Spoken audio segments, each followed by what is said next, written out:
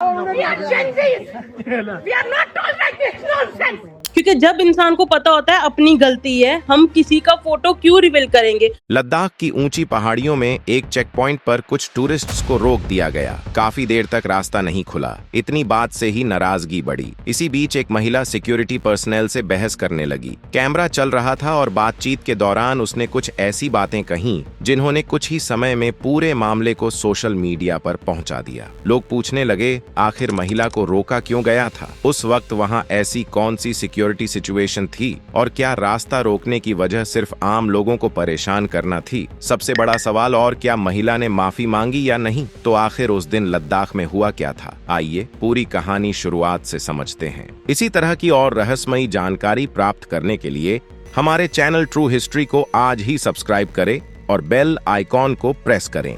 तो दोस्तों, बात यही से शुरू करते हैं कि उस दिन लद्दाख में असल में हुआ क्या था। लद्दाख की ऊंची पहाड़ियों के बीच सफर कर रहे कुछ टूरिस्ट्स के लिए उस दिन का सफर अचानक रुक गया। वे मिनामर्ग चेक पोस्ट के पास पहुंचे, लेकिन आगे जाने की इजाजत नहीं मिली। रास्ते पर सिक्योरिटी मूवमेंट चल रही थी, इसलिए कुछ समय के लिए आम ट्रैफिक को रोक दिया गया था। पहाड़ों के बीच खड़ी गाड़ियां इंतजार करती रहीं। समय बीतता गया और यात्रियों की बेचैनी भी बढ़ने लगी।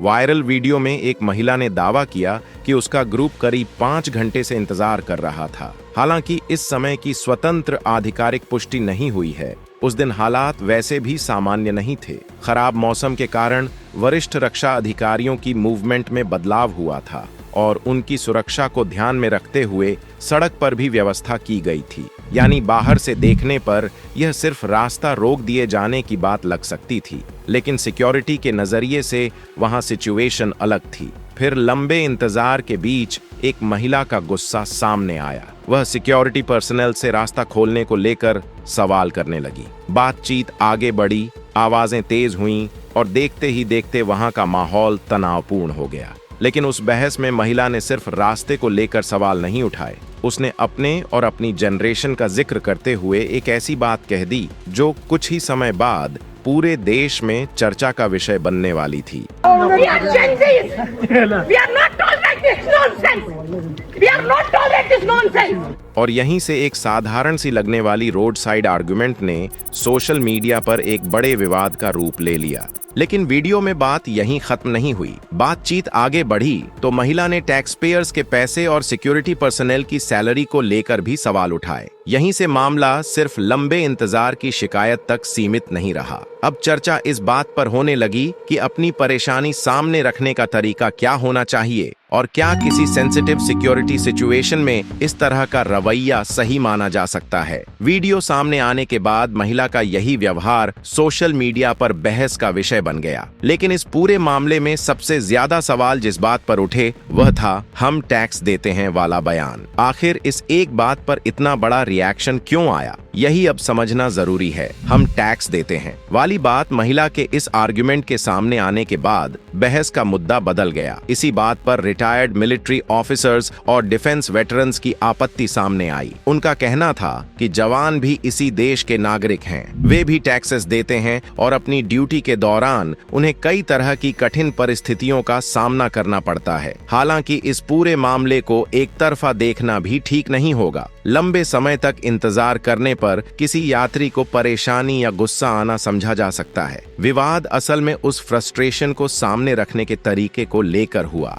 यानी यहाँ परेशानी और व्यवहार दोनों को अलग अलग समझना जरूरी है। मामला वायरल होने के बाद क्या हुआ? वीडियो के सामने आने के बाद मामला तेजी से सोशल मीडिया तक पहुंच गया। अलग अलग लोगों ने महिला के रवैये पर अपनी राय रखनी शुरू कर दी और देखते ही देखते यह एक व्यापक चर्चा बन गई। इस बीच डिफेंस वेटरन्स के साथ साथ कुछ पब्लिक फिगर्स ने भी प्रतिक्रिया दी। जम्मू कश्मीर के मुख्यमंत्री ओमर अब्दुल्लाह ने भी जेन जी वाले संदर्भ पर अपनी बात रखी। उनकी प्रतिक्रिया के बाद चर्चा का दायरा और बढ़ गया। अब सवाल सिर्फ उस वीडियो में नजर आ रही महिला के व्यवहार का नहीं था, बल्कि यह भी पूछा जाने लगा कि क्या किसी एक व्यक्ति की हरकत हरकत के आधार पर पूरी जैन जी को एक ही नजर से देखना सही है? यानी एक चेक पॉइंट पर शुरू हुई बहस अब सोशल मीडिया पर जनरेशन, बिहेवियर और पब्लिक रिस्पॉन्सिबिलिटी को लेकर चर्चा बन चुकी थी। मान लीजिए उस समय सिक्योरिटी पर्सनल भी गुस्से में आकर बिना पूरी स्थिति देखे उस महिला को आगे जाने देते। अगर आगे रास्ते में उसके साथ कोई दुर्घटना हो जाती या कोई अप्रिय घटना घट जाती तो सवाल आखिर किससे पूछा जाता? जिम्मेदारी फिर उसी सिक्योरिटी व्यवस्था पर आती जिसने उस समय उसे आगे जाने की अनुमति दी थी। यही वजह है कि सिक्योरिटी ड्यूटी में कई बार सामने वाले की नाराजगी से ज्यादा जरूरी होता है सही समय पर सही फैसला लेना। जवान के लिए किसी व्यक्ति को रोकना हमेशा सुविधा या मनमानी का मामला नहीं होता। कई बार उसके पीछे किसी संभावित खतरे को रोकने की जिम्मेदारी होती है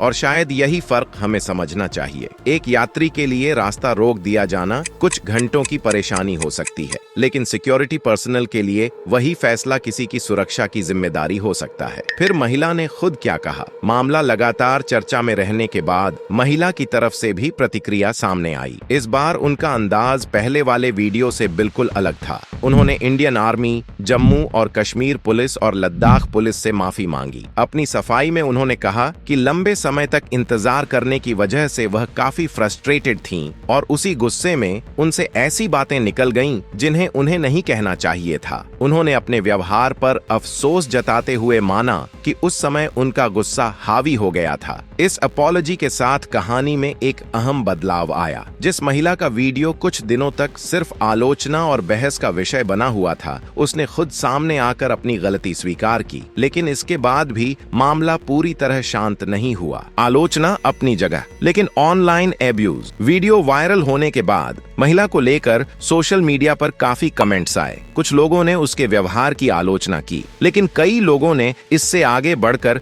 व्यक्तिगत टिप्पणियां और बॉडी शेमिंग भी शुरू कर दी। यहीं एक फर्क समझना जरूरी है। किसी के सार्वजनिक व्यवहार पर सवाल उठाना एक बात है, लेकिन उसके शरीर, चेहरे या निजी पहचान को निशाना बनाना दूसरी। अगर किसी व्यक्ति से गलती हुई है तो उसकी गलती पर बात की जा सकती है, उसके व्यवहार की आलोचना की जा सकती है और उससे जवाब भी मांगा जा सकता है। लेकिन क्रिटिसिज्म को पर्सनल अब्यूज में बदल देना किसी समस्या का समाधान नहीं है। इस पूरे मामले में शायद सबसे जरूरी सवाल यही है, क्या हम किसी के गलत व्यवहार की आलोचना करते हुए खुद अपनी सीमाएं भूल जाते हैं? लेकिन इस पूरी घटना से अलग एक सवाल पर जरूर ठहरना चाहिए। जिस सिक्योरिटी को हम अक्सर रास्ते पर लगी कुछ बैरिकेड्स या चेकिंग के रूप में देखते हैं, उसके पीछे खड़े जवान की जिंदगी कैसी होती है? सीमा पर तैनाती किसी सामान्य नौकरी जैसी नहीं होती। कई जवानों को ऐसे इलाकों में महीनों गुजारने पड़ते हैं जहां मौसम पल पल बदलता है और ऊंचाई पर सांस लेना भी आसान नहीं होता। बर्फीली हवाओं से लेकर बेहद कम तापमान तक उन्हें अपने शरीर और दिमाग दोनों को कठिन परिस्थितियों के लिए तैयार रखना पड़ता है। ऐसी पोस्टिंग्स में घर की याद भी उनकी जिंदगी का हिस्सा होती है। कई रिमोट लोकेशंस पर रोजमर्रा की सुविधाएं भी शहरों जैसी नहीं होती। सीमित कनेक्टिविटी, कठिन रास्ते और लंबे समय तक एक ही जगह तैनाती उनकी रूटीन का हिस्सा बन जाते हैं। और जवान की जिम्मेदारी सिर्फ किसी सीमा की निगरानी तक खत्म नहीं होती। उसे हर समय आसपास की गतिविधियों पर नजर रखनी होती है, आदेशों का पालन करना होता है और किसी भी अनएक्सपेक्टेड सिचुएशन के लिए तैयार रहना होता है। यही वजह है कि सेंसिटिव एरियाज में दिखाई देने वाला हर सिक्योरिटी प्रोटोकॉल अपने पीछे एक बड़ी जिम्मेदारी लेकर आता है। यूनिफॉर्म सिर्फ एक कपड़ा नहीं होती, उसके साथ 24 घंटे सतर्क रहने की जिम्मेदारी भी जुड़ी होती है। तो इस पूरी कहानी में शायद सबसे जरूरी बात यही है कि अपनी परेशानी के बारे में सवाल करना गलत नहीं है, लेकिन किसी भी सिचुएशन को समझे बिना अपना गुस्सा सामने रखना भी सही तरीका नहीं हो सकता। और दूसरी तरफ किसी के गलत व्यवहार की आलोचना करते हुए हमें यह भी याद रखना चाहिए कि क्रिटिसिज्म और पर्सनल अब्यूज के बीच एक साफ फर्क होता है। आपको क्या लगता है, उस वक्त महिला की नाराजगी जायज थी या सिक्योरिटी सिचुएशन को देखते हुए उसे थोड़ा धैर्य रखना चाहिए था? अपनी राय हमें कमेंट में जरूर बताइए। अगर आपको हमारी यह वीडियो पसंद आई हो तो लाइक करें, अपने दोस्तों के साथ शेयर करें और ऐसी ही इंटरेस्टिंग और इंफॉर्मेटिव स्टोरीज के लिए हमारे चैनल को सब्सक्राइब करना बिल्कुल न भूलें। मिलते हैं अगली वीडियो में एक और दिलचस्प कहानी के साथ।